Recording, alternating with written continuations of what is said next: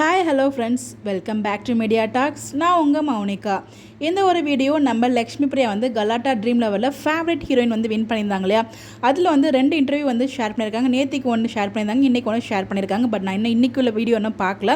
So நேற்றுக்கு என்னெல்லாம் பேசியிருந்தாங்க, நமக்கு என்னெல்லாம் பிடிச்சிருந்துச்சு, அதில் என்னெல்லாம் ஹைலைட்டாக பார்க்கப்பட்டது அப்படிங்கிறது எல்லாத்தையுமே இந்த வீடியோவில் டிஸ்கஸ் பண்ண போகிறோம். உங்களுக்கு எது ரொம்ப பிடிச்சிருந்தது அப்படின்றத மறக்காமல் கமெண்ட்டில் ஷேர் பண்ணுங்கள். ஓவராலாக பார்க்கும்போது எனக்கு என்னை பொறுத்த வரைக்கும் பர்சனலாக லக்ஷ்மி பிரியோட அந்த ஸ்பீச் கிறிஸ்டல் கிளியர் ஸ்பீச்னு சொல்லுவாங்க இல்லையா, அவ்வளோ ஒரு தெளிவாக இருந்துச்சுங்க. அவங்களோட ஒவ்வொரு கேள்விக்கும் அவங்க கொடுத்த பதில் வந்து பார்த்திங்கன்னா அவ்வளோ கிளியராக அவ்வளோ அழகாக இருந்துச்சு. நான் இது வந்து பார்த்திங்கன்னா எஸ்எஸ் மியூசிக் ஃபேன்ஸ் மீட்லேயே எனக்கு அவங்களோட பதில் ஒவ்வொருத்தருக்கும் அவங்க கொடுத்த பதில் எனக்கு ரொம்பவே பிடிச்சிருந்துச்சு. அது ரொம்ப அட்மையரும் அவங்களோட அந்த பதிலாக இருக்கட்டும், அவங்களோட ஸ்பீச்சாக இருக்கட்டும், அவ்வளோ தெளிவாகவும் அவ்வளோ அழகாகவும் ரொம்ப கரெக்டாகவும் இருந்துச்சு, நியாயமாகவும் இருந்த மாதிரி தான் எனக்கு ஃபீல் ஆச்சு. அவங்கள பேசும்போதே வந்து பார்த்திங்கன்னா அப்படியே நம்மளுக்கு ரொம்ப இன்ஸ்பயர் ஆகிற மாதிரி எனக்கு ஒரு ஃபீல் ஆச்சு.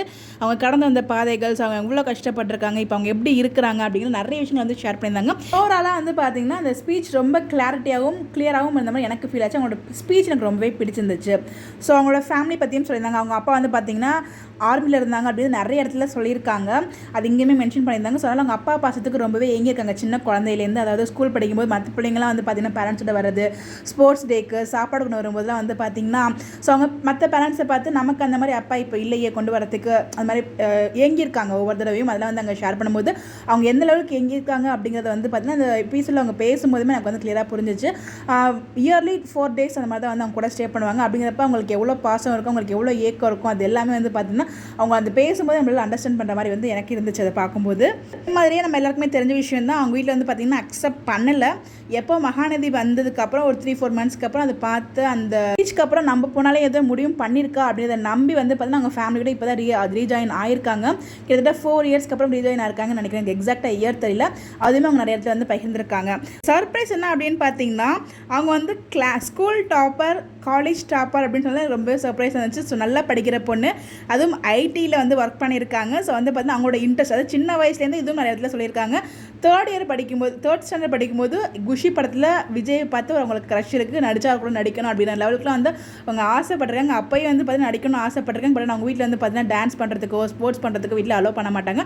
அவ்வளோ ஸ்ட்ரிக்டாக வந்து இருந்திருக்காங்க. அதே மாதிரி அவங்க எப்போ இண்டிபெண்டாக ஒர்க் பண்ண வந்தாங்களோ அவங்களும் வீட்டில் கேட்டிருக்காங்க, நீ இவ்வளோ படிச்சுட்டு எதுக்கு இந்த ஃபீல்டு விட்டு இங்கே போகிற அப்படிங்கிற மாதிரி அவங்க வீட்டில் சப்போர்ட் பண்ணலை.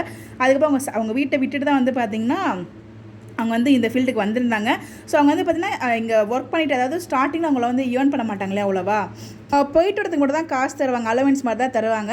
அதனால அவங்க என்ன பண்ணியிருக்காங்க, அவங்க பார்த்துட்டு இருந்த ஐடி ஒர்க்குமே அவங்க விடலை. So morning IT work, evening 6க்கு அப்புறம் வந்து பார்த்தீங்கன்னா அவங்களுக்கு பிடிச்ச இந்த ஒர்க் வந்து மாடலிங் பண்ணிட்டு இருந்தாங்க.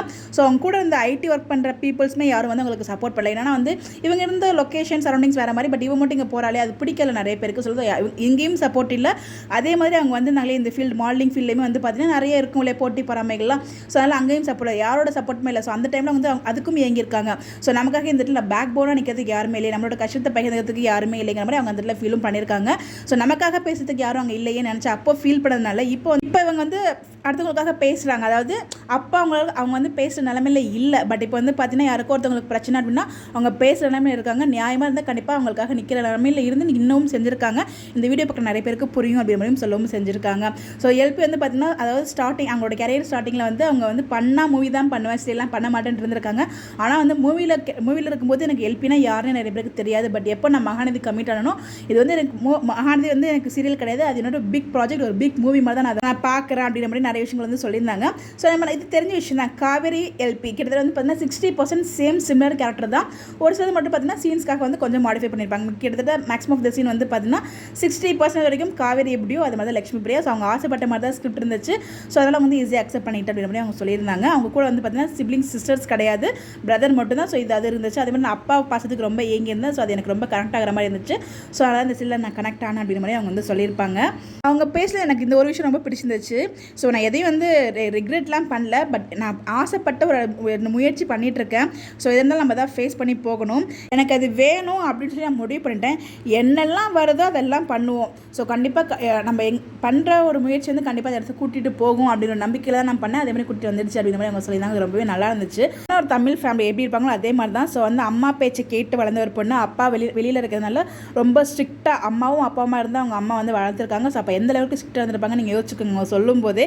ஸோ அம்மா பேச்சு மட்டுமே கேட்டு வளர்ந்துட்டு கடைசியில் வந்து பார்த்தீங்கன்னா நான் நல்லாவும் படிச்சுட்டு இந்த முடிவு எடுக்கும்போது வீட்டில் அக்செப்ட் பண்ணல அப்படி தான் அவங்க வந்து சொல்லியிருந்தாங்க. அதுக்கப்புறம் வந்து இப்போ அவங்க வீட்டில் சப்போர்ட்டிவாக இருக்காங்க.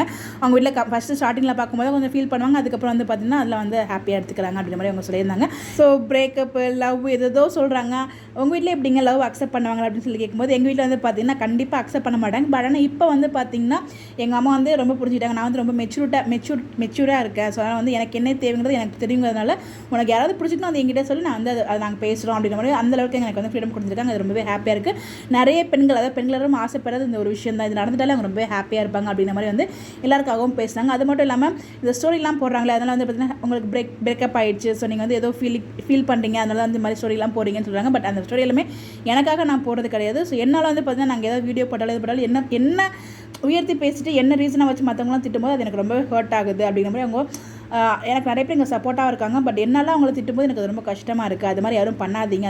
அதான் நாங்கள் சொல்ல வந்து என்ன திட்டாங்கன்னா நான் டேரெக்டாகவே கேட்டுருவேன் அவங்கக்கிட்ட, ஏன் அப்படி பேசுகிறீங்கன்னு சொல்லி நான் கேட்டுருவேன். அது ஆக்சுவலாக நான் ரொம்ப போல்டான கேரக்டர் தான் அந்த விஷயத்தில் அப்படிங்கிற மாதிரி சொல்லுவாங்க. ஸோ வந்து பார்த்தீங்கன்னா இப்போ நீங்கள் வந்து பிரேக்கப் ஆகிட்டீங்கன்னு சொல்கிறீங்களா, அதுக்கு ஏதாவது நீங்கள் சொல்ல வரீங்களா? எங்க ஃபஸ்ட்டு அதுக்கு முதல்ல கமிட் ஆகிருக்கணுங்க. கமிட் ஆனால் தான் அதெல்லாம் நடக்கும். அந்த ரிலேஷன்ஷிப்லேயே இல்லையே அப்படிங்கிற மாதிரி அவங்க வந்து சொல்லியிருந்தாங்க. ஸோ அது எல்லாமே ரொம்ப நல்லாச்சு. இப்போ வந்து அவங்க சிங்கிளில் தான் இருக்காங்க. பட் கூட சீக்கிரம் மிங்கிள் ஆக போகிறாங்க. அது யாரும் வெயிட் பண்ணி பார்ப்போம். பட் எனிவேஸ் அவங்க ஆசைப்பட்ட மாதிரியே புகழ் ரீச் எல்லாமே வந்து கிடச்சிச்சு. அவங்க இன்னும் என்னெல்லாம் ஆசைப்படுறாங்க அது எல்லாமே கிடைக்கணும். உண்மையிலே அவங்களோட ஸ்பீச் ரொம்ப சாமிங்காகவும் ரொம்ப கிளியராகவும் வந்துச்சு. எனக்கு ரொம்ப பிடிச்சிருந்துச்சு அவங்களோட அந்த இன்டர்வியூ. ஆனால் விஜயோடது இன்னும் பார்க்கல, நம்ம சுவாமி போடுறது இன்னும் நான் பார்த்துட்டு அப்டேட் ஷேர் பண்ணுறேன். சுத்தமாக டைம் இல்லைனால வந்து பார்த்தீங்கன்னா ஷேர் பண்ணவே முடியல. பட் இந்த வீடியோ எல்லாமே பார்த்து ஷேர் பண்ணணும் அப்படின்றதுக்காக தான் உங்களுக்கு வந்து இவ்வளோ தூரத்துக்கு நான் ஷேர் பண்ணியிருக்கேன். மறக்காமல் ஸ்கிப் பண்ணாமல் வீடியோ பார்த்துட்டு ஏதாவது நான் மிஸ் பண்ணியிருந்தேன்னா எது உங்களுக்கு பிடிச்ச சீன் ஏதோ நீங்கள் ரசிச்சு பார்த்தீங்க அப்படின்றத கமெண்ட்டில் ஷேர் பண்ணுங்கள். இந்த மாதிரி எப்படி தெரிஞ்சுக்க நம்மளோட சேனலை ஃபாலோ பண்ணிக்கோங்க. பை.